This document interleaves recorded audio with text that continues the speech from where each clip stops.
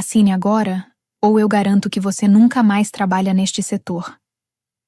As palavras ficaram no ar enquanto meu chefe, Finley Burke, empurrava a carta de demissão pela mesa de vidro da sala de reuniões.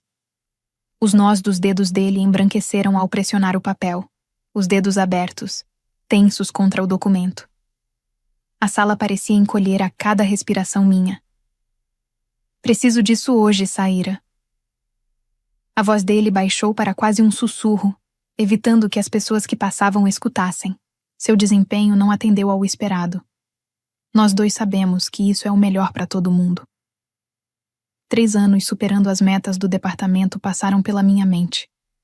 As noites sem dormir, os fins de semana que deixei de viver, as ideias que ele apresentava como se fossem dele nas reuniões com a diretoria. E agora, depois de eu questionar aquelas transações estranhas nos relatórios do último trimestre, aquilo. Levantei a caneta. Minha visão fixou em um ponto. A carta ficou turva diante de mim, mas uma expressão permanecia nítida. Pedido de demissão voluntário. Olhei para o sorriso satisfeito de Finley, para o segurança parado do lado de fora. E ali, eu decidi. O que ele não sabia é que eu já vinha me preparando para aquilo. Durante semanas, registrei cada solicitação fora do padrão, cada ordem duvidosa, cada ameaça disfarçada. Estudei legislação trabalhista até o amanhecer atravessar as persianas do meu apartamento. Assinei sem discutir, mas quando Finley se afastou para atender uma ligação, fiz um ajuste discreto no documento. Com a mão firme, risquei pedido de demissão voluntário e escrevi acima. Assinado sob coação, não configura pedido de demissão voluntário. Coloquei minhas iniciais ao lado da alteração e registrei a data e a hora na margem. Eu sabia que aquilo não mudava o documento sozinho, mas transformava aquele papel em prova. O erro dele foi subestimar o peso de uma única palavra. Antes de seguir com essa história, preciso que você entenda algo. Conhecimento é uma arma que nunca falha. Se você já se sentiu sem saída diante de alguém que parecia intocável, continue comigo. Porque o que eu vou te mostrar não é só sobre vingança. É sobre retomar o controle num mundo que faz você abrir mão dele. Meu nome é Saíra Menon, e até 3 meses atrás, eu era a principal analista financeira da Beckworth Industries. Tenho 34 anos, sou solteira, tenho mestrado em análise de negócios e uma certificação em contabilidade forense que concluí em cursos noturnos. A maioria das pessoas me descreve como extremamente detalhista. Algumas até dizem que sou obsessiva. Eu organizo meu calendário por cores, deixo os temperos em ordem alfabética e percebo inconsistências numéricas com a mesma rapidez que alguém percebe um relâmpago. Meus pais vieram da Índia antes de eu nascer e se estabeleceram em uma pequena cidade do meio-oeste americano, onde meu pai abriu uma oficina de conserto de eletrônicos. Sempre comece pelos menores componentes, ele dizia, curvado sobre placas de circuito. Quase sempre é ali que estão as maiores falhas. Essa virou minha forma de enxergar o mundo, prestar atenção no que os outros ignoram. Quando entrei na Beckworth, há 4 anos, a empresa estava crescendo rapidamente, abrindo unidades pelo país inteiro. O CEO, Aubrey Beckworth, tinha fama de inovação e inclusão. O slogan da empresa, Construindo Futuros Melhores Juntos, estava em todas as paredes, assinaturas de e-mail e canecas. Eu acreditava nisso, talvez mais do que deveria. Finley Burke virou meu supervisor direto 2 anos depois da minha entrada. Ele veio do escritório da Costa Oeste com ótimas recomendações e um currículo impressionante. Alto, com fios grisalhos precoces e uma voz firme, Finley caminhava pelo escritório como se fosse dono de tudo. A diretoria o admirava. O conselho elogiava suas ideias. Os problemas começaram de forma quase imperceptível.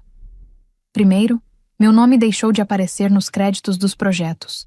Depois, vieram as exclusões de reuniões das quais eu sempre participava. Meus relatórios passaram a exigir várias revisões, enquanto colegas homens com resultados semelhantes eram aprovados de imediato. Você está exagerando, sussurrou Theo quando mencionei isso. O Finley só é exigente. Ele trata todo mundo assim. Mas não tratava. Comecei a registrar tudo. Datas, horários, quem estava presente, palavras exatas, quando ele elogiou Vincent por um modelo que eu havia criado. Quando me interrompeu durante apresentações, mas ouviu os outros sem interromper.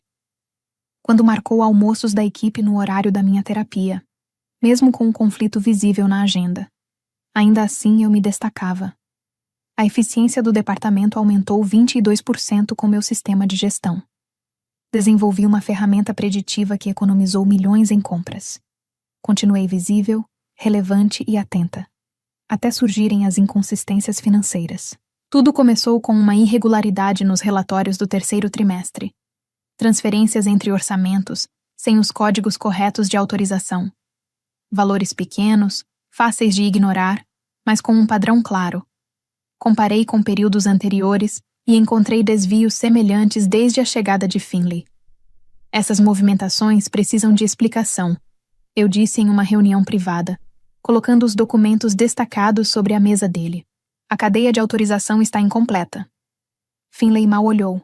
O financeiro aprovou isso. Você está se metendo onde não deve, Saíra.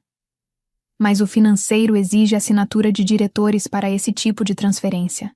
Esses documentos não têm. A expressão dele mudou. O sorriso desapareceu, dando lugar a algo frio. Deixe isso de lado. Isso não é problema seu. Eu não deixei.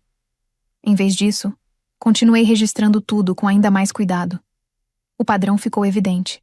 Realocações coincidindo com bônus, contratos com valores inflados ligados a empresas de estrutura duvidosa, relatórios com inconsistências recorrentes. A hostilidade aumentou de forma calculada. Minha avaliação, antes excelente, passou a citar problemas de comunicação. Projetos relevantes foram substituídos por tarefas administrativas. Meus e-mails deixaram de ser respondidos. Ele está montando um caso contra você, disse Veronique do jurídico, durante um happy hour. Tenha cuidado. Documente tudo. Eu já fazia isso, mas intensifiquei.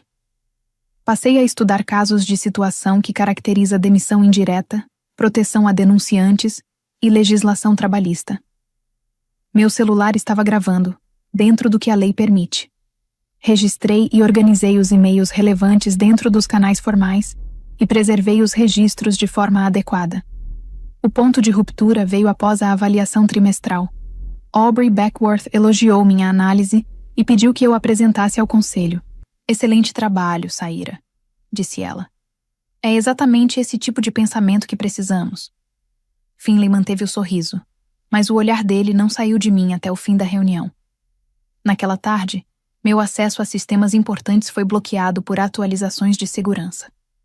No dia seguinte, um e-mail informou que Vincent faria a apresentação. Quando questionei, Finlay me chamou para conversar. Sua postura está se tornando um problema, disse com a voz controlada. Quais colegas disseram isso? Perguntei, olhando direto para ele.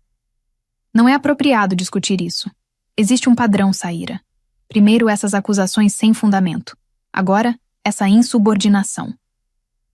Pedir esclarecimento não é insubordinação. Ele se inclinou. Vou ser claro. Sua posição aqui está ficando insustentável. Foque no seu desempenho e pare de questionar decisões da gestão. Naquela noite, me reuni com uma advogada trabalhista. Eleanor Pham ouviu tudo com atenção, analisando cada documento que eu havia reunido. Este é um exemplo clássico de ambiente de trabalho tóxico, disse ela, ajustando os óculos retangulares. O padrão é evidente, e sua documentação está excelente. Mas a realidade é a seguinte. Esses casos são desgastantes, custosos e, muitas vezes, prejudicam a carreira, mesmo quando o resultado é favorável. Então eu deveria simplesmente pedir demissão? Não. Ela deu um leve tapinha na minha pasta de provas. Se eles querem que você saia, faça com que paguem por isso. Acordos em situações como essa, que podem caracterizar demissão indireta, costumam ser significativos com provas como as suas. Mas esteja preparada. Eles provavelmente vão tentar forçar uma demissão primeiro. Ela estava certa. 3 dias depois, Finlay começou a enviar cópias para o RH sobre questões triviais do meu trabalho. Uma semana depois, Recebi minha primeira advertência formal por não cumprir prazos em tarefas com prazos impossíveis. Na semana seguinte, meu espaço de trabalho foi transferido para um canto isolado, próximo à sala de servidores, onde o ruído constante dos equipamentos tornava as ligações praticamente inviáveis. Durante todo esse período, mantive registros detalhados. Respondi a cada acusação com fatos comprovados. Permaneci profissional em todas as interações e eu já vinha me preparando para aquilo. Aconteceu mais cedo do que eu imaginava. Numa manhã de quarta-feira, meu calendário foi atualizado com uma reunião obrigatória na sala de conferências B. Sem pauta. Sem outros participantes. Apenas Finlay. Enquanto eu caminhava até a sala, Veronique passou por mim no corredor, com uma expressão tensa. Ele passou a manhã inteira com o RH, murmurou ela, sem parar. Assenti. Meu plano de emergência se formava com clareza. Na minha bolsa, havia uma pasta com anotações organizadas e registros documentais das ocorrências, organizadas em ordem cronológica. Meu celular estava gravando, dentro do que a lei permite. E eu havia estudado o modelo padrão da carta de demissão utilizada pela Beckworth Industries, incluindo todas as suas implicações legais. O que nos leva de volta àquela mesa de vidro na sala de conferências, a carta de demissão e ao ultimato de Finlay. A alteração já estava feita. Eu sabia exatamente o que aquele detalhe significava. Finlay voltou, pegou o papel, deu uma olhada rápida na linha da assinatura sem perceber a alteração escrita acima, e sorriu, satisfeito, como alguém que acredita ter vencido. Libere seu espaço de trabalho até o final do dia. A segurança irá acompanhá-la até a saída. Entendo, respondi, olhando direto para ele. Preciso que isso fique documentado para os meus registros. O sorriso dele vacilou por um instante. O RH fornecerá a documentação necessária. Assenti e me levantei. Ao chegar à porta, me virei. Só para confirmar, esta reunião foi solicitada por você, correto? Para tratar da minha situação profissional? Sim, respondeu ele impaciente. Conforme registrado na carta que você acabou de assinar. Obrigada pelo esclarecimento. Fechei a porta atrás de mim, com o coração acelerado, mas a mente clara. No banheiro, respirei fundo até que minhas mãos parassem de tremer. Então liguei para Eleanor Pham. Aconteceu, eu disse, exatamente como você previu. Você fez a alteração? Sim, ele não percebeu. Ótimo. Envie tudo para mim agora. Em 1 hora, a queixa formal estará pronta. Às 15 horas, eu já havia guardado meus pertences pessoais em uma pequena caixa. Como prometido, um segurança chamado Luiz aguardava por perto, visivelmente desconfortável com a situação. Sinto muito por isso, senhorita Menon, disse ele em voz baixa. Nunca entendi por que dispensariam alguém como você. Obrigada, Luiz. Antes de sair, fiz 2 últimas paradas. Primeiro, no Departamento de Recursos Humanos, onde entreguei à diretora Imani Wilson um envelope lacrado. Esta é uma denúncia formal de uma situação que caracteriza a demissão indireta e ambiente de trabalho tóxico. Falei com a voz firme. Inclui a carta de demissão alterada que o Sr. Burke me forneceu hoje, a qual modifiquei antes de assinar para refletir corretamente a situação. Também anexei toda a documentação dos problemas recorrentes que levaram a esse ponto. A expressão de Imani permaneceu neutra, mas seus olhos se abriram levemente. Vou analisar isso imediatamente. Minha advogada formalizará o contato com vocês. Ela tem cópias de tudo. Minha segunda parada foi na mesa de Theo. Ele olhou para cima, surpreso, enquanto o segurança permanecia a poucos metros. Você está indo embora? Perguntou, levantando-se parcialmente. Não por escolha, respondi. Mas antes de sair, verifique a unidade compartilhada. Pasta de finanças, relatórios trimestrais, histórico. Observe os padrões de transferência nas pastas marcadas com as iniciais de Finlay. Compare com a tabela de bônus dos executivos. Ele franziu a testa. Saíra, o que você está dizendo? Apenas observe. E tenha cuidado com quem você fala sobre isso. Apertei seu ombro e me afastei. Luiz me acompanhou até o saguão, carregando minha caixa apesar da minha insistência em ajudar. Na entrada principal, ele parou. Sabe, Sra. Menon, trabalho na segurança aqui há 12 anos. Já vi muita gente entrar e sair. Os que vão embora sem terem feito nada errado, raramente voltam. Mas os que se mantêm firmes... Ele sorriu de leve. Esses costumam voltar.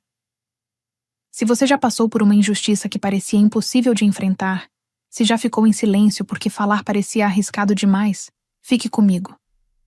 Porque o que aconteceu depois mudou não apenas minha carreira, mas também minha compreensão sobre poder. Antes de continuar, curta este vídeo e inscreva-se no canal se você acredita em defender o que é certo, mesmo quando dá medo. Ative as notificações, porque o desfecho desta história mostra exatamente como o conhecimento, preparo e coragem podem transformar um momento de impotência em justiça com consequências muito maiores do que se imagina. Naquela noite, não consegui dormir. Em vez disso, fiquei sentada na varanda do meu apartamento, observando as luzes da cidade enquanto revivia mentalmente os acontecimentos do dia. O ar parecia diferente, mais leve, apesar da incerteza que se aproximava. Pela primeira vez em meses, respirei fundo sem sentir o peso no peito que já havia se tornado parte da rotina. 2 dias depois, às 7h13 da manhã, meu telefone vibrou. Número desconhecido. Saíra Menon falando. Sra. Menon, aqui é Imani Wilson, do Departamento de Recursos Humanos. A voz dela soava tensa. Analisamos sua documentação e precisamos que você compareça hoje pela manhã para uma reunião com a alta direção. Então, continua empregada na Beckworth? Houve uma pausa. Sua situação profissional está complexa neste momento.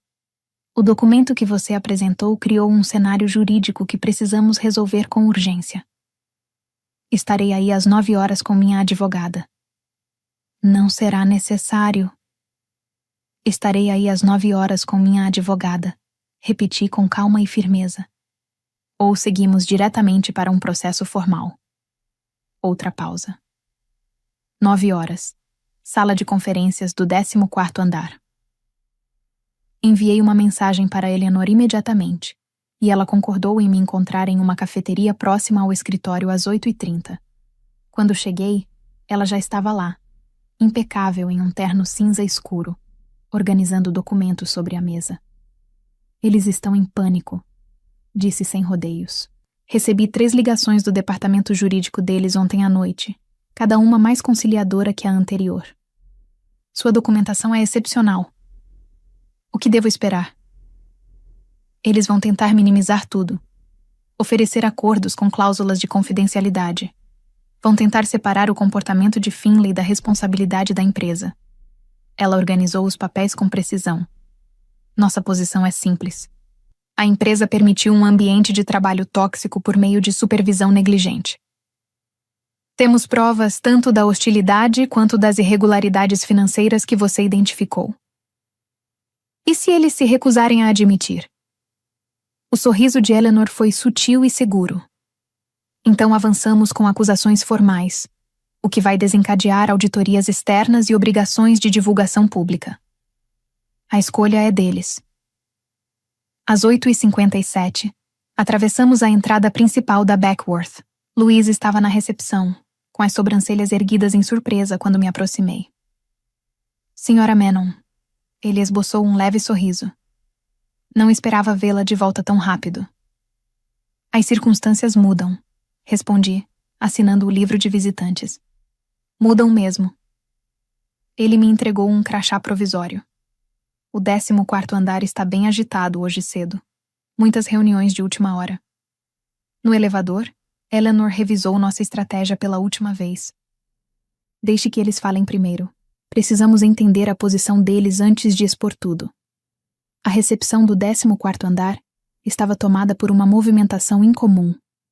Assistentes cruzavam o espaço de um lado para o outro, carregando pilhas de documentos. Pelas paredes de vidro, vi executivos em discussões intensas.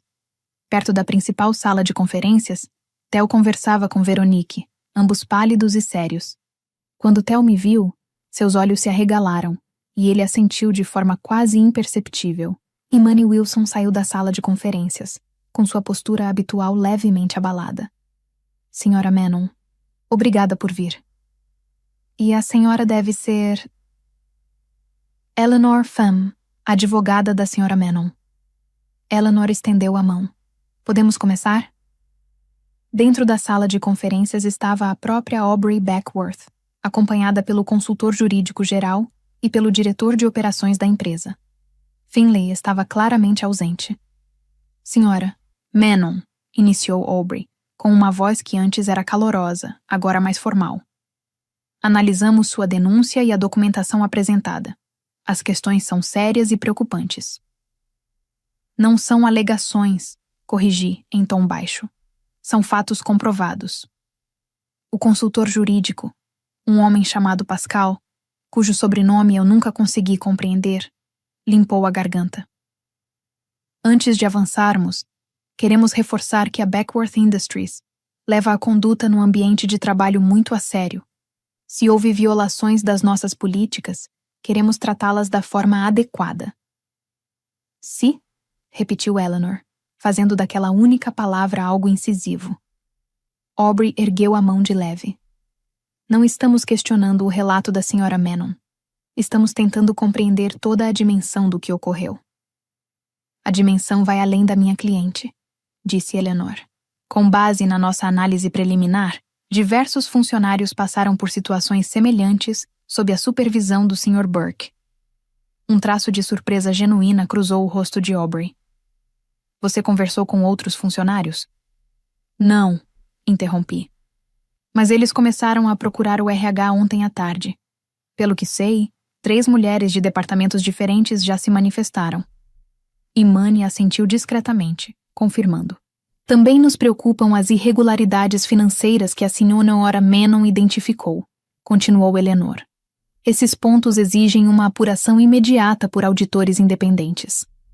Pascal se mexeu na cadeira, desconfortável. Temos processos internos de auditoria, que não identificaram essas inconsistências por 2 anos, completei. Isso indica negligência ou até conivência nos mecanismos de controle financeiro.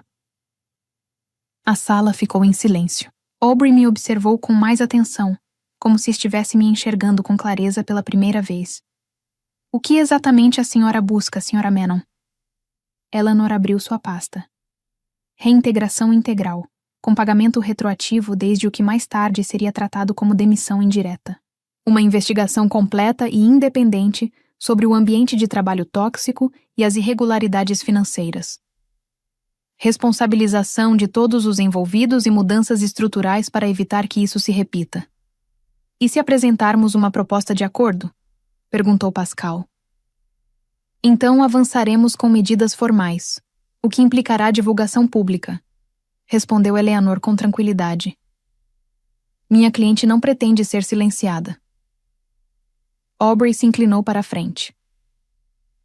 E o Sr. Burke? O que espera em relação à posição dele? Olhei diretamente para ela. Isso cabe à empresa decidir após uma investigação séria, mas eu não voltarei a trabalhar sob a supervisão dele. A reunião seguiu por mais 1 hora, abordando aspectos legais, procedimentos e próximos passos.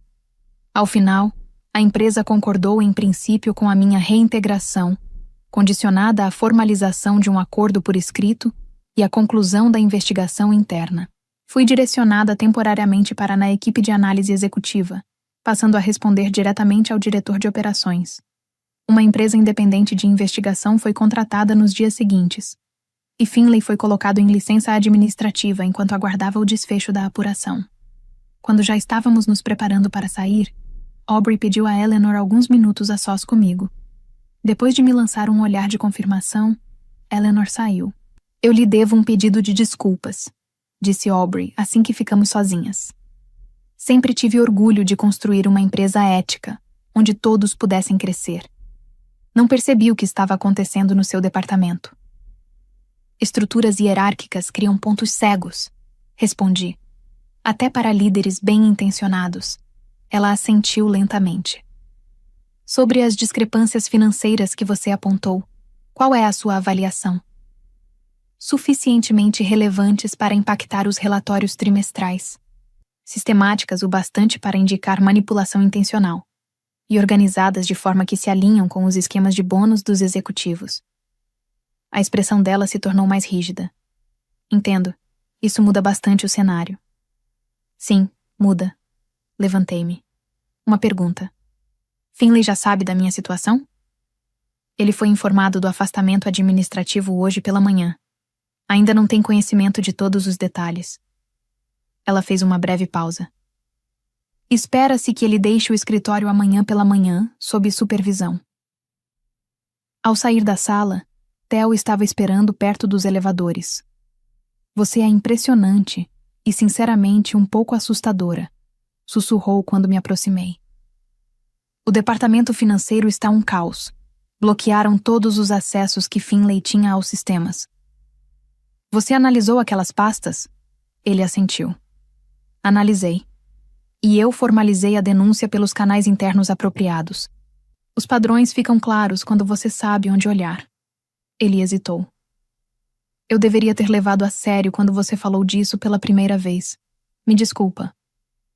O importante é que você investigou depois. A verdade precisa de quem tenha coragem de sustentá-la. A semana seguinte passou em ritmo intenso. Os investigadores independentes passaram a atuar dentro da empresa nas semanas seguintes e entrevistaram dezenas de funcionários. Passei horas revisando minha documentação com eles, detalhando os padrões que identifiquei tanto no comportamento interno quanto nos registros financeiros. Na sexta-feira, o número de funcionários que relataram condutas inadequadas por parte de Finlay chegou a 11, sendo 8 mulheres e 3 homens, de diferentes áreas da empresa. A apuração financeira se expandiu para incluir relações com 3 fornecedores e padrões atípicos na distribuição de projetos. Voltei ao meu espaço de trabalho, agora realocado para uma área mais iluminada, próxima ao centro operacional da equipe financeira. Colegas que antes evitavam qualquer contato passaram a aparecer com café e perguntas. Alguns pediram desculpas pelo silêncio. Outros dividiram relatos de experiências desconfortáveis. O ambiente havia mudado. Em alguns setores, a tensão diminuiu. Em outros, aumentou. À medida que as pessoas começaram a refletir sobre sua própria omissão. Na quarta-feira da segunda semana, Eleanor me ligou com atualizações. As conclusões iniciais são graves, disse ela. Os investigadores identificaram indícios de um esquema de propina envolvendo contratos com fornecedores. Finlay direcionava negócios para empresas nas quais tinha interesses não declarados e manipulava os orçamentos internos para esconder os valores inflados. De quanto estamos falando? A estimativa preliminar é de cerca de 1,2 milhões ao longo de 2 anos. E eles analisaram apenas metade dos contratos que você indicou. Apoiei a mão na janela do meu apartamento, sentindo o vidro frio na palma. E agora? A empresa tem 2 alternativas. Resolver internamente, com desligamento e possível indenização, ou encaminhar o caso às autoridades para a abertura de investigação criminal. Considerando a dimensão do problema, suspeito que eles terão de escolher a segunda alternativa. Ela estava certa. No dia seguinte, Aubrey convocou uma reunião com toda a equipe. Sua aparência, normalmente impecável, trazia sinais discretos de tensão.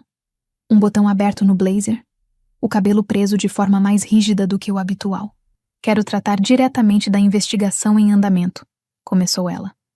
Sua voz se espalhou pelo refeitório cheio. O que começou como uma denúncia sobre conduta no ambiente de trabalho revelou irregularidades financeiras que não podem ser ignoradas nem resolvidas apenas internamente. Registramos denúncias formais junto às autoridades competentes, que conduzirão suas próprias apurações. Um murmúrio percorreu o espaço. Assumo total responsabilidade pelas falhas de supervisão que permitiram que isso acontecesse, continuou. Estamos implementando mudanças imediatas nos nossos controles financeiros, nas estruturas de reporte e na supervisão gerencial. Mais importante ainda, Estamos criando novos canais para que os funcionários possam relatar suas preocupações sem medo de retaliação. Ela fez uma pausa e percorreu a sala com o olhar. Aqueles que sofreram maus tratos e se sentiram incapazes de falar, peço desculpas. Aqueles que falaram e não foram ouvidos, peço desculpas ainda mais sinceramente. E a pessoa que finalmente nos fez ouvir. Seus olhos encontraram os meus. Sinto muito e sou grata. As mudanças vieram rápido depois disso. Novos protocolos de supervisão financeira, reestruturação das relações hierárquicas, treinamentos obrigatórios sobre conduta no ambiente de trabalho e proteção a denunciantes. Os investigadores foram contratados nos dias seguintes, e a investigação foi ampliada, sendo concluída após 6 semanas com um relatório detalhado, que a equipe executiva analisou com expressões tensas. Finlay nunca mais voltou ao prédio depois do início do seu afastamento administrativo. Segundo comentários que circulavam no escritório, ele havia contratado um advogado de defesa agressivo e tentava negociar imunidade em troca de informações sobre um envolvimento mais amplo nos esquemas financeiros, insinuando que outras pessoas da liderança sabiam ou participaram. 3 meses depois de eu ter alterado aquela carta de demissão, recebi 2 comunicações inesperadas. A primeira foi um e-mail de Aubrey, pedindo que eu considerasse uma nova posição, diretora de integridade financeira, respondendo diretamente a ela e supervisionando a conformidade em todos os departamentos. A segunda foi uma mensagem de texto de um número desconhecido. Você me arruinou. Espero que esteja satisfeita com o que fez. Era a última tentativa de intimidação de Finlay, enviada um dia antes de sua audiência de acusação por múltiplas denúncias de fraude. Não respondi. Não havia o que dizer. Não se tratava de arruiná-lo. Era sobre me recusar a ser destruída. Aceitei o cargo de diretora depois de negociar tanto o salário quanto a autoridade necessária para exercer a função. Meu primeiro ato oficial foi implementar um sistema que permitisse o relato anônimo de irregularidades financeiras, com protocolos obrigatórios de revisão. O segundo foi recomendar a promoção de Theo e Veronique, que haviam sido fundamentais durante a investigação. A empresa anunciou as mudanças organizacionais na reunião anual com todos os funcionários, onde Aubrey reconheceu publicamente a transformação dolorosa, mas necessária, pela qual a Beckworth havia passado. Às vezes, as contribuições mais valiosas vêm de quem tem coragem de dizer verdades difíceis, disse ela, me chamando ao palco. Sair a Menon transformou um momento de injustiça em uma oportunidade de evolução institucional. Somos gratos por ela ter escolhido enfrentar a situação em vez de recuar. Ao caminhar até a frente, vi Louise no fundo da sala, fazendo um pequeno gesto de apoio. Lembrei das palavras do meu pai sobre como os menores componentes podem causar as maiores falhas e como, às vezes, ajustar essas pequenas conexões pode transformar um sistema inteiro. Há 6 meses me disseram para assinar uma carta de demissão ou nunca mais trabalhar neste setor. Comecei. Eu assinei, mas não da forma que esperavam, e aquele momento me ensinou algo essencial. O poder nem sempre está com quem parece tê-lo. Às vezes ele está no conhecimento, na preparação, na decisão de permanecer firme quando todos esperam que você ceda. Olhei para os rostos à minha frente. Alguns eram familiares, outros quase desconhecidos. Todos faziam parte do sistema que eu ajudei a transformar. O documento que assinei naquele dia não dizia respeito apenas ao meu emprego. Era sobre decidir se aceitamos ambientes onde a intimidação fala mais alto que a integridade. Se permitimos que o medo silencie a verdade. Cada um de nós faz essa escolha todos os dias, nas pequenas e grandes decisões. Fiz uma pausa, lembrando do peso da caneta na minha mão naquele dia, da clareza que surgiu naquele instante. Ali, eu decidi mudar uma única palavra em um documento, sustentada por tudo o que eu já tinha registrado até então. Essa escolha, somada a tudo que eu já vinha construindo, desencadeou uma transformação que nenhum de nós poderia prever. As suas escolhas também importam. Mesmo as pequenas, principalmente as pequenas. Elas se acumulam e moldam a cultura que construímos juntos. Quanto a Finlay, o sistema judiciário fez justiça à sua maneira. Depois de se declarar culpado de acusações reduzidas, ele recebeu uma sentença de 3 anos, além de uma ordem de restituição. Sua reputação profissional foi destruída não por uma exposição dramática, mas pela documentação consistente das próprias decisões que tomou. Decisões feitas acreditando que ninguém estava observando com atenção suficiente para perceber. Conferências do setor, onde antes ele era uma figura relevante, passaram a usar seu caso como exemplo de alerta sobre falhas éticas no ambiente corporativo. A mesma precisão que ele utilizou para manipular sistemas acabou sendo o instrumento da sua queda quando esses sistemas foram analisados corretamente. A vitória mais importante, porém, não foi a queda dele. Foi ver a Beckworth se tornar, de fato, a empresa que sempre dizia ser. Ver colegas encontrando coragem para falar depois de anos em silêncio. E ver como a verdade, bem documentada, consegue derrubar um sistema inteiro. 1 ano depois de alterar aquela carta de demissão, recebi um prêmio de liderança no setor, pela estrutura de conformidade que desenvolvi. Ao recebê-lo, reconheci um rosto conhecido na plateia. Eleanor Pham, agora liderando uma área voltada para casos de justiça no ambiente de trabalho. Você não apenas venceu um caso, ela me disse durante a recepção. Você mudou a forma como uma empresa inteira entende responsabilidade. Isso é raríssimo. Não fui só eu, respondi. Foram todos que vieram depois. Todos que só precisavam de um sinal para dizer a verdade. Ela sorriu. Mas alguém precisava dar o primeiro passo. Mostrar que era possível.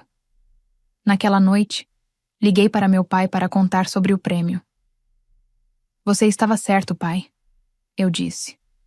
Os menores componentes realmente determinam se todo o sistema funciona ou falha. E as menores mudanças, ele respondeu, com orgulho na voz. Às vezes são capazes de reiniciar tudo. Se você se identificou com essa história, espero que compartilhe sua experiência nos comentários. Você já viveu um momento em que uma pequena mudança, uma palavra, uma decisão ou uma atitude transformou completamente a sua situação? Ou talvez esteja vivendo algo assim agora, reunindo coragem para agir. Lembre-se, o poder muitas vezes não está em quem intimida, mas em quem se recusa a ser intimidado. Curta este vídeo se você acredita em defender o que é certo e inscreva-se para acompanhar mais histórias de coragem no dia a dia que geram mudanças reais. Porque, às vezes, a assinatura mais importante não está em uma carta de demissão, mas na decisão de reconhecer o próprio valor e ter coragem de defendê-lo. A verdadeira força dessa história não está na vingança, mas na lucidez.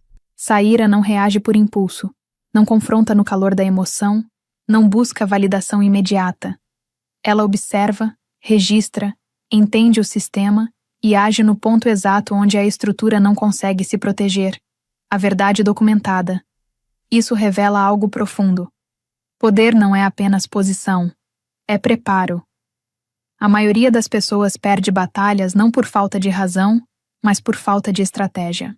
E o mais inquietante é perceber que ambientes abusivos não se sustentam apenas por quem oprime, mas também por quem ignora, racionaliza ou escolhe não ver. O desconforto dessa história está justamente nisso. Quantas estruturas ao nosso redor continuam funcionando porque ninguém decidiu ainda fazer o que Saíra fez? A lição aqui é brutal e prática. Competência sem posicionamento pode ser invisível, e posicionamento sem estratégia pode ser suicídio profissional. Saíra vence porque combina os dois. Ela entende que justiça não é sobre estar certo, é sobre provar que está certo dentro das regras do jogo. E mais, ela não luta apenas contra uma pessoa, mas contra um sistema que permite que esse comportamento exista. Isso exige controle emocional, visão de longo prazo e disciplina para documentar quando seria mais fácil desistir. A maioria quer reconhecimento rápido, mas ignora o processo invisível que sustenta uma virada real. O que essa história ensina é que pequenas decisões, uma frase alterada, um registro guardado, um silêncio bem colocado, podem redefinir completamente o resultado de um conflito. Agora me diz, se você estivesse no lugar da Saíra, teria agido no momento certo? Ou teria esperado demais até perder o controle da situação? Em que momento você acha que Finlay realmente perdeu o controle da situação? Quando subestimou Saíra Ou quando acreditou que ninguém estava observando? Escreve aqui nos comentários. Eu quero muito saber.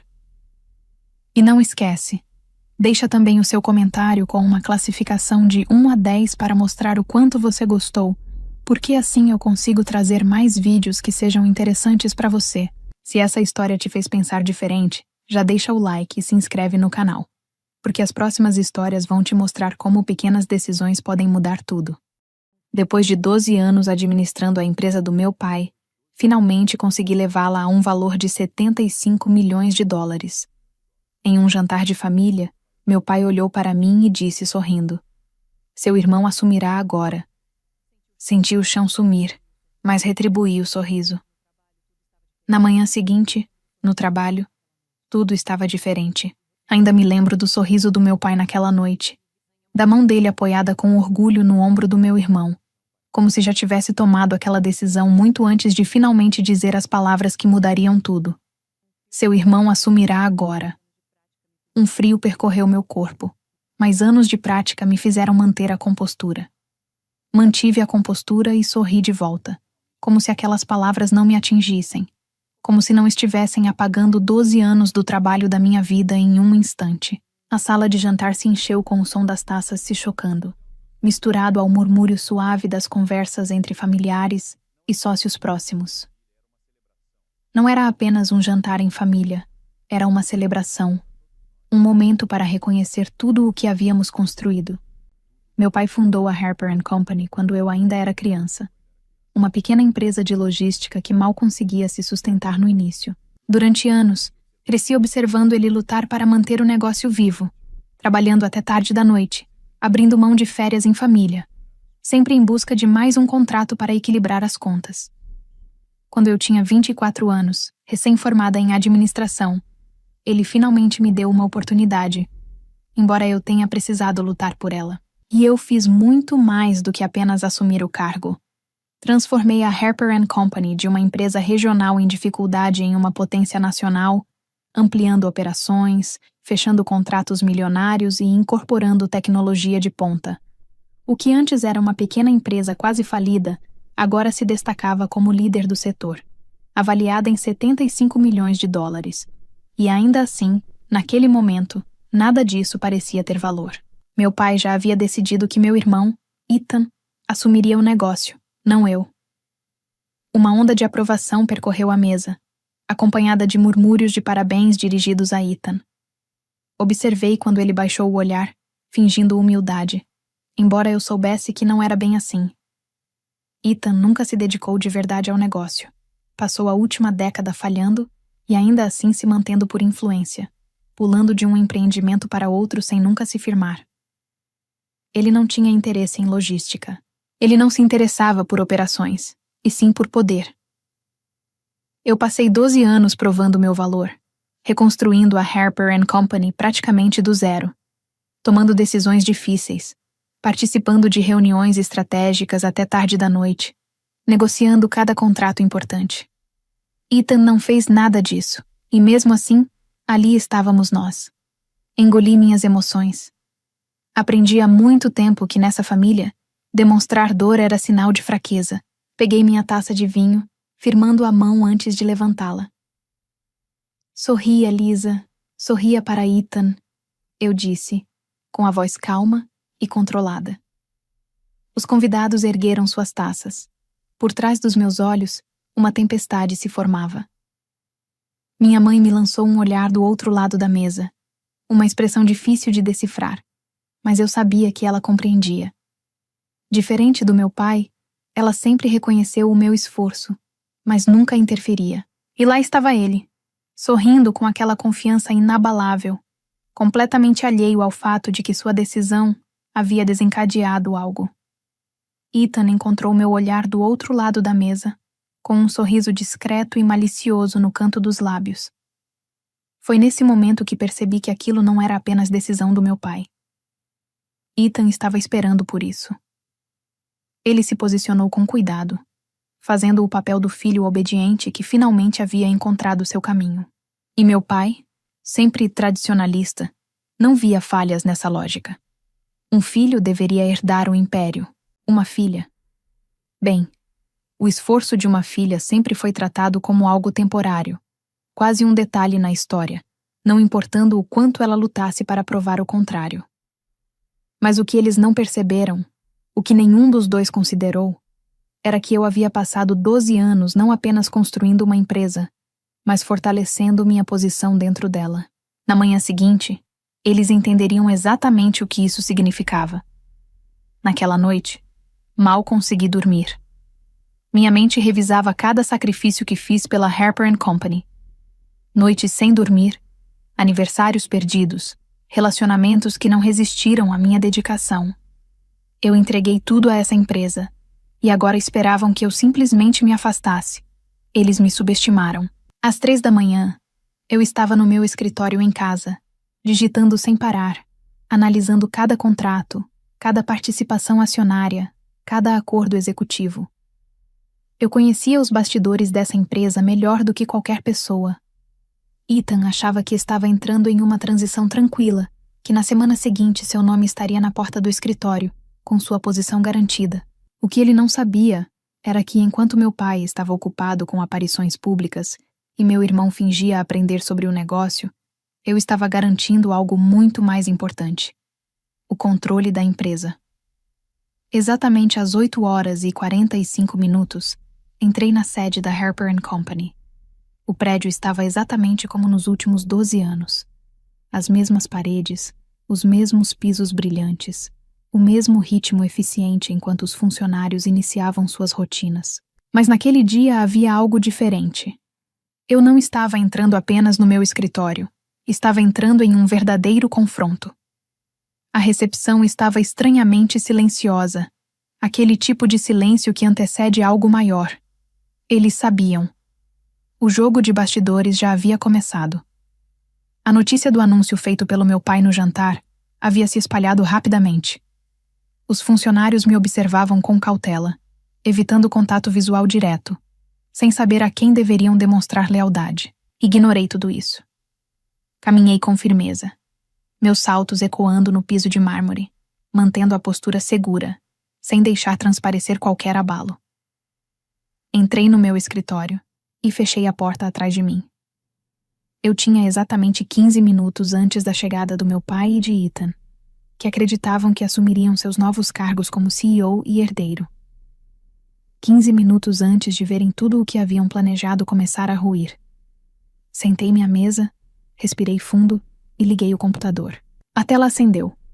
Diante de mim, havia uma série de documentos e contratos confidenciais, alguns que eles nunca sequer consideraram analisar, outros que julgavam irrelevantes. Abri meus registros de participação acionária. Minhas mãos ficaram suspensas por um breve instante antes de clicar no arquivo chamado Acordo de Acionistas Executivos. Então, esperei, exatamente às 9h da manhã. Ouvi uma batida firme na porta. Não respondi. A porta se abriu e meu pai entrou acompanhado de Ethan, ambos transmitindo confiança. A do meu pai era natural, enquanto a de Ethan parecia cuidadosamente ensaiada. Meu pai avançou como um rei avaliando seu território, enquanto Ethan, vestindo um caro terno azul marinho, me lançou um sorriso arrogante e vitorioso. Foi difícil segurar o riso. Lisa, disse meu pai com seu tom autoritário de sempre, como se estivesse sendo generoso ao me dirigir a palavra. Imagino que você já esteja ciente da transição que ocorrerá hoje. Que forma curiosa de colocar isso. Estou ciente, respondi com tranquilidade, recostando-me na cadeira. Olhei para Ethan, cujo sorriso irônico se ampliou ainda mais. Ótimo, continuou meu pai, assentindo como se tudo já estivesse resolvido. Ethan assumirá como novo CEO e precisará do seu apoio durante a transição, até que ele se familiarize com as operações antes de você deixar oficialmente o cargo. Ergui levemente a sobrancelha. Deixar o cargo, repeti com calma. Pai, acho que há um equívoco aqui. O rosto dele endureceu em irritação. Ele estava acostumado à minha submissão silenciosa, à minha capacidade de aceitar tudo sem confronto. Não estava preparado para aquilo. Isso não está aberto à discussão, disse ele, com a voz tensa, como se falasse com uma criança. A decisão já foi tomada. Sorri devagar, de forma compreensiva. Eu sei, pai, respondi em tom baixo. O problema é que você não tem autoridade para tomar essa decisão. Ethan soltou um som de impaciência, balançando a cabeça. Lisa, não complica. Estamos tentando fazer isso da forma mais simples possível. Não respondi. Peguei o controle remoto e pressionei um botão. A grande tela na parede do meu escritório se acendeu, exibindo um documento, o mesmo que eu havia analisado mais cedo. Acordo de acionistas executivos, assinado em 17 de agosto de 2015. Signatários: Lisa Harper, James Harper, Ethan Harper. O rosto do meu pai perdeu um pouco da cor. Olhei para Ethan. Você sabe o que é este documento? Ele cruzou os braços, visivelmente desconfortável. Um acordo de acionistas, respondeu. Assenti. Exato. E sabe o que ele determina? Toquei na tela, destacando uma cláusula essencial. Este documento foi elaborado durante o processo de reestruturação da Harper & Company e estabelece que qualquer mudança na liderança executiva, como a nomeação de um novo CEO, precisa ser aprovada pelo Conselho de Administração, que é controlado pelo acionista majoritário. Sustentei o olhar do meu pai. O acionista majoritário sou eu. O silêncio que tomou conta da sala foi pesado. A expressão do meu pai ficou rígida. Isso não pode estar certo, murmurou Ethan, dando um passo à frente para analisar o documento. Na verdade, está completamente correto, respondi com serenidade. Enquanto você passava anos falhando, e ainda assim se mantendo por influência em diferentes projetos, e papai se preocupava em manter a imagem de patriarca, eu estava fazendo algo mais relevante. Inclinei-me levemente para a frente. Eu estava consolidando minha posição. Voltei-me para o meu pai. Lembra quando você precisou de capital para a expansão em 2017 e transferiu mais 15% das suas ações para mim em troca do investimento? E em 2019, durante aquela disputa judicial, outros 10% foram transferidos para o meu nome como garantia, e como o acordo não foi cumprido, essas ações foram legalmente convertidas para a minha propriedade. Fiz uma breve pausa. Somando isso aos meus 35% iniciais, eu detenho 60% das ações da empresa. Meu pai travou o maxilar, mas Ethan entrou em desespero. Isso não é legal, ele disse, quase cuspindo as palavras. Mostra outro documento. Peguei outro arquivo e deslizei sobre a mesa. Este é o registro mais recente protocolado. Fique à vontade para conferir. Ethan pegou o documento com pressa e começou a ler. A cada linha, seu rosto perdia mais cor. Você não pode fazer isso, ele disse com a voz falhando. Pai, fala alguma coisa. Meu pai permaneceu em silêncio, porque sabia que eu estava certa e que não havia saída. Respirei fundo e me levantei. Eu não estou te demitindo, Ethan, falei com firmeza. Mas sua posição será reestruturada sob minha liderança, sujeita à aprovação do conselho. Apontei discretamente para a porta. Você pode sair. Ethan olhou para meu pai, como se esperasse uma solução, mas pela primeira vez ele não tinha resposta. Não havia como reverter aquilo, porque a empresa já não estava sob o controle dele. O silêncio no escritório era sufocante. Ethan ainda segurava o documento com força, os dedos tensos. Meu pai permanecia imóvel ao lado dele, claramente tentando encontrar uma saída. Não havia nenhuma. Passei anos me preparando para esse momento. Não por esperar traição, mas porque aprendi que nunca se deve confundir lealdade com poder. Meu pai me encarava como se não me reconhecesse. Talvez nunca tenha realmente me enxergado. Então é isso? Ethan disse por fim com amargura. Você vai ficar com tudo? Soltei uma breve risada sem humor. Ficar com tudo? Repeti me aproximando. Ethan, fui eu quem construiu essa empresa. Cada contrato, cada expansão, cada inovação aconteceu porque eu fiz acontecer enquanto você estava falhando, e ainda assim se mantendo por influência. Aproximei-me um pouco mais. Eu mantive essa empresa viva. Então não, eu não estou pegando nada. Inclinei-me levemente. Estou apenas permanecendo com o que já é meu. O rosto de Ethan se fechou em raiva, mas ele não tinha argumentos. Sabia que eu estava certa. E meu pai também sabia. Ele passou anos acreditando que herança importava mais do que competência, que o filho herdaria algo que, na prática, eu havia construído. Ele me subestimou. E agora enfrentava as consequências. Meu pai finalmente falou: "Você está cometendo um erro, Lisa." A voz dele era controlada, mas carregava tensão. "Uma família precisa permanecer unida. Você realmente quer isso? Romper esse vínculo?" Respondi, encarando-o diretamente. "Pai, foi você quem rompeu isso no momento em que tomou essa decisão sem me incluir." Seus lábios se comprimiram. "Os negócios são maiores do que qualquer indivíduo. Podemos encontrar uma solução que funcione para todos." Inclinei a cabeça, como se refletisse. "Concordo. Por isso estou oferecendo uma escolha." Olhei para Ethan. "Primeira opção. Você permanece na empresa, mas não como CEO. Você assumirá uma função de consultor, com autoridade limitada. A remuneração será adequada." Fiz uma breve pausa, mas você responderá a mim. Ethan ficou rígido. "Segunda opção. Você pode sair. Eu compro suas ações pelo valor de mercado. Você recebe o valor e segue outro caminho." Meu pai soltou um riso irônico. "Você fala como se tivesse controle absoluto." Sorri. "Não é uma questão de parecer." O silêncio voltou a dominar o ambiente. Deixei o silêncio pesar. Meu pai finalmente soltou o ar, balançando a cabeça. "Eu nunca imaginei que você faria isso", disse em voz baixa. "Não com a própria família." Senti o impacto das palavras, mas mantive a expressão firme. "Não com a própria família." Sua própria família. Eu quis dizer a ele que tinha sido ele quem provocara tudo aquilo, que foi ele quem decidiu me deixar de lado, agindo como se eu fosse apenas algo passageiro. Mas permaneci em silêncio, porque no fim isso já não fazia diferença.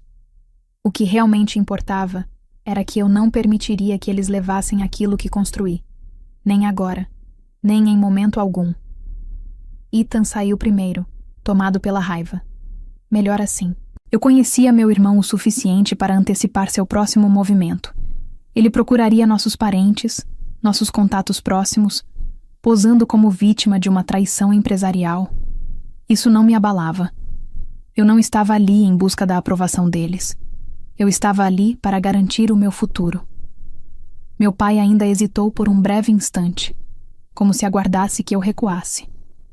Como isso não aconteceu, ele assentiu devagar. "Você mudou", disse em tom baixo. Sustentei seu olhar. "Não, pai. Eu apenas parei de fingir." Então ele se retirou. Soltei o ar devagar e me acomodei novamente na cadeira. Eu deveria me sentir vitoriosa. Lutei pelo meu espaço e consegui. Mas ao encarar a porta agora vazia, percebi outra sensação surgindo. Uma dor silenciosa e constante. Uma parte de mim sempre buscou a aprovação dele. Uma parte pequena, porém insistente. Acreditava que, se eu me esforçasse o suficiente, se provasse meu valor repetidas vezes, ele finalmente me enxergaria. Mas a verdade é que ele nunca realmente me viu, e agora não lhe restava alternativa, senão reconhecer quem eu realmente era. Não apenas sua filha, nem uma substituta temporária, mas a verdadeira líder da Harper & Company. Voltei minha atenção para o computador, ajustando meu foco. Passei 12 anos construindo essa empresa, e agora dedicaria os próximos 12 para torná-la intocável. Meu pai e meu irmão tentaram tirar tudo de mim, mas no fim, foram eles que saíram perdendo. Pela primeira vez em 12 anos, tudo parecia estranho, quase vazio. Meu escritório não tinha mais as ligações do meu pai, nem os e-mails carregados de indiretas de Ethan. Apenas silêncio. Mas aquele silêncio não representava paz, e sim o início de um verdadeiro confronto. Eu sabia que meu pai não desistiria facilmente. e Ethan lutaria com tudo que tinha para recuperar o que acreditava ser seu por direito. Eu não era ingênua a ponto de pensar que aquilo havia terminado. Na verdade, estava apenas começando. Na manhã seguinte, a tensão já era perceptível entre os funcionários que me cumprimentavam. A segurança que eu demonstrava dias antes agora parecia gerar hesitação neles, como se temessem escolher um lado. Alguns líderes de departamento evitavam até cruzar meu olhar. Eu entendia perfeitamente o que estava acontecendo. Meu pai e Ethan estavam agindo nos bastidores, acionando antigos contatos, membros do conselho e executivos influentes, tentando plantar dúvidas e me retratar como alguém fria, implacável e desleal. Ethan, principalmente, assumia o papel do filho ferido, traído pela própria irmã. Eu conseguia imaginá-lo facilmente, sentado em um restaurante sofisticado, com uma tristeza ensaiada na voz, contando aos investidores que eu havia tomado a empresa dele. Já meu pai não precisava falar muito, apenas um suspiro calculado, um leve aceno. Frases cuidadosamente escolhidas como "eu só queria o melhor para meus filhos". Era um jogo perigoso, porque se conseguissem influenciar o conselho e os principais executivos, poderiam tentar me tirar da minha própria empresa, ou, no mínimo, dificultar completamente minha gestão. Eu não permitiria isso. Naquela tarde, convoquei uma reunião executiva emergencial. Ao entrar na sala, a tensão era evidente. Metade das pessoas evitava me encarar, enquanto a outra metade me observava com atenção, aguardando qualquer sinal de fraqueza.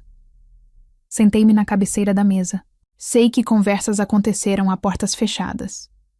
Comecei, em tom firme. Deixei o silêncio pesar, enquanto percorria cada rosto, demorando o suficiente para gerar desconforto. E também sei que alguns aqui estão questionando se minha liderança é sustentável. Alguns se enrijeceram, mas ninguém respondeu. Toquei levemente os dedos na mesa polida. Então vamos esclarecer isso. Projetei a apresentação atrás de mim. Números, dados, resultados concretos. Eu havia transformado a empresa de um negócio regional em dificuldade em uma referência no setor, com faturamento de 75 milhões de dólares nos últimos 5 anos. Sob minha liderança, houve um crescimento de 300% na receita, além da expansão para 6 novos mercados. Olhei para o diretor financeiro, Paul. Existe algum indicador que aponte problemas sob minha gestão? Paul hesitou por um instante antes de negar com a cabeça. Na verdade, as projeções indicam um crescimento adicional de 20% no próximo trimestre. Assenti. Então, sejamos claros sobre o que realmente está acontecendo. Inclinei-me levemente para a frente. Meu pai e meu irmão não estão incomodados com o desempenho da empresa, nem com minha liderança. Estão incomodados porque esperavam que eu me afastasse para que Ethan assumisse, independentemente de competência ou resultados. A tensão aumentou ainda mais. Também sei que alguns de vocês foram procurados nas últimas 24 horas com propostas para pressionar por minha saída. Inclinei a cabeça. Se alguém quiser falar sobre isso, este é o momento. Movimentos discretos surgiram na mesa, até que um dos executivos mais experientes limpou a garganta. Recebi uma ligação do seu pai, admitiu. Ele mencionou a possibilidade de levar a questão ao conselho. Assenti sem surpresa.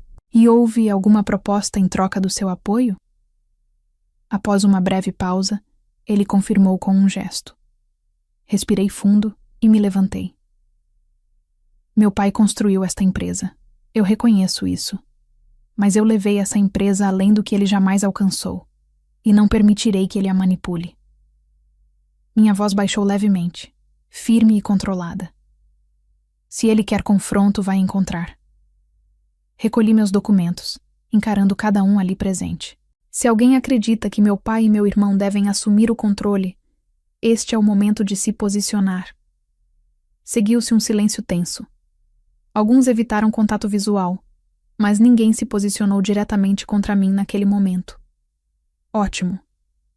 Saí da sala com a cabeça erguida. Não se tratava apenas de manter a empresa, mas de garantir que eles jamais voltassem a acreditar que poderiam tirá-la de mim. Naquela noite, tomei uma decisão estratégica importante. Mesmo com a maioria das ações, qualquer mudança precisava seguir os trâmites formais do conselho e respeitar os contratos vigentes. Alguns membros do conselho exigiram revisões legais antes de aprovar qualquer alteração definitiva. Após análise e verificação das informações, a situação começou a ganhar repercussão. Na manhã seguinte, os principais veículos de negócios traziam a mesma manchete: mudança de poder na Harper & Company. Lisa Harper supera a família em disputa no conselho. Eu havia feito meu movimento. Agora era a vez deles. No dia seguinte à publicação, minha caixa de entrada ficou lotada. E-mails, ligações não atendidas, mensagens de jornalistas, investidores e membros do conselho. Alguns demonstravam apoio, outros cautela, mas a maioria fazia a mesma pergunta: isso é verdade? Deixei que esperassem. Eu conhecia bem o jogo que meu pai estava jogando. Ele passou décadas aperfeiçoando cada detalhe dessa estratégia. A arte da percepção pública. Ele sabia que reputação tinha peso no mundo dos negócios. Se não conseguisse me vencer dentro da sala de reuniões, tentaria me atingir em público, e era exatamente isso que estava fazendo. Ao meio-dia veio o primeiro contra-ataque. Um comunicado oficial, cuidadosamente redigido, bem estruturado, mas carregado de distorções. A Harper & Company sempre foi uma empresa familiar. Lamentamos os acontecimentos recentes, mas seguimos comprometidos com os valores que construíram esta empresa. Mudanças na liderança são inevitáveis, e esperamos conduzir essa transição de forma responsável. À primeira vista, parecia algo neutro, mas eu entendia perfeitamente o que estava implícito. Lisa é imprudente, Lisa é instável, Lisa não sabe trabalhar em equipe. Não me surpreendi, mas a irritação veio imediata. Hoje, sentada no meu escritório, assistia aos noticiários enquanto analistas discutiam minha liderança. Lisa Harper foi agressiva demais ao assumir o controle? Sua postura pouco colaborativa pode prejudicar a empresa no longo prazo? Ela conseguirá reverter esse cenário negativo de imagem? Eles falavam como se eu não estivesse acompanhando, como se eu já não estivesse planejando o próximo passo. Porque, se meu pai e Ethan queriam uma guerra pública, eu iria responder à altura. Não divulguei nota oficial, nem convoquei coletiva. Em vez disso, liguei para um antigo contato do jornalismo investigativo. Tenho algo para você, disse, mas precisa agir rápido. 1 hora depois, enviei documentos, e-mails, relatórios financeiros, registros internos e evidências de que a Harper & Company, sob a gestão do meu pai, esteve envolvida em práticas comerciais questionáveis ao longo dos anos, práticas que passei a última década corrigindo discretamente. Após análise e verificação das informações, a matéria começou a ganhar repercussão. Nos dias seguintes, após novas apurações nos bastidores, a história veio à tona. Na Harper & Company, um legado de dívidas ocultas e acobertamentos financeiros. O artigo foi direto e contundente. Destacava minha liderança por ter resolvido problemas estruturais da empresa. Criticava a condução do meu pai no passado e, mais importante, reforçou a percepção de que minha liderança foi decisiva para a sobrevivência da Harper & Company. E assim, a narrativa mudou. O conselho deixou de duvidar, os investidores pararam de hesitar e meu pai não tinha mais espaço para se esquivar. 2 dias depois, ele finalmente me ligou. Deixei o telefone tocar 3 vezes antes de atender. Lisa, disse ele com a voz tensa. Precisamos conversar. Recostei-me na cadeira. Precisamos mesmo? Silêncio. Depois, um suspiro pesado. Você não precisava ter feito isso. Soltei uma leve risada. Nem você. Esta empresa deveria ser um legado, ele continuou. Para a família, para vocês dois. Senti algo familiar apertar dentro de mim. Uma parte de mim também quis aquilo um dia, mas não mais. Pai, respondi com calma. Se você queria que eu protegesse o legado, deveria ter confiado em mim. Em vez disso, tentou tirar isso de mim. Outro silêncio longo. Então ele perguntou, quase sem vontade. O que acontece agora? Respirei fundo. Agora, tudo mudou. Eu garanti que nunca mais poderiam interferir diretamente na minha empresa. A disputa havia terminado. Meu pai havia perdido. Ethan havia se afastado completamente da empresa. E eu havia vencido. Mas hoje, sentada no meu escritório, olhando a cidade, não sentia triunfo. Nenhuma euforia. Apenas um vazio. Passei 12 anos lutando pela Harper & Company, construindo, protegendo e fortalecendo a empresa. Ainda assim, o preço dessa vitória foi maior do que imaginei, porque embora eu tenha consolidado minha posição, perdi algo no processo. Minha família. No dia seguinte, voltei ao escritório como se nada tivesse mudado, mas todos sabiam. Os comentários cessaram, as dúvidas desapareceram. Eu não era mais apenas Lisa Harper, a CEO. Eu era Lisa Harper, a mulher que superou o próprio pai e o irmão para chegar ao topo. Alguns passaram a me respeitar, outros a me temer, e alguns ainda aguardavam minha queda. Deixei que aguardassem. Ao meio-dia, meu pai e eu nos encontramos na sala de reuniões para nossa última conversa. Ele parecia cansado, envelhecido, como se o peso de tudo finalmente tivesse cobrado seu preço. Esperei que ele falasse primeiro. Quando falou, sua voz estava mais baixa do que nunca. "Estou me aposentando", disse com efeito imediato. Não reagi. Eu já esperava. "Vou vender minhas ações restantes", continuou. "Permanecerei com uma pequena participação como investidor, mas não terei mais envolvimento." Observei com atenção. "Ethan?", perguntei. Ele travou o maxilar. "Ele foi embora", disse meu pai. "Aceitou o acordo. Não vai voltar. Eu já imaginava que terminaria assim." Ethan nunca teve força suficiente para enfrentar as próprias consequências. Quando percebeu que havia perdido, fez o que sempre fez: fugir. Mesmo assim, ouvir aquilo em voz alta trouxe uma sensação estranha. Não era culpa nem arrependimento. Era apenas o peso definitivo do fim. Assenti. Meu pai soltou o ar, passando a mão na têmpora, visivelmente cansado. Depois de um longo silêncio, disse algo que eu nunca esperei ouvir. "Eu te subestimei." Não era um pedido de desculpas, mas era o mais próximo disso que ele conseguiria oferecer. E naquele momento, percebi que já não precisava mais. Ao longo dos meses seguintes, parte do conselho foi sendo substituída gradualmente. A Harper & Company já não era a mesma. Os membros que apoiavam meu pai e Ethan foram sendo substituídos gradualmente, e alguns executivos que questionavam minha liderança acabaram deixando seus cargos ao longo do tempo.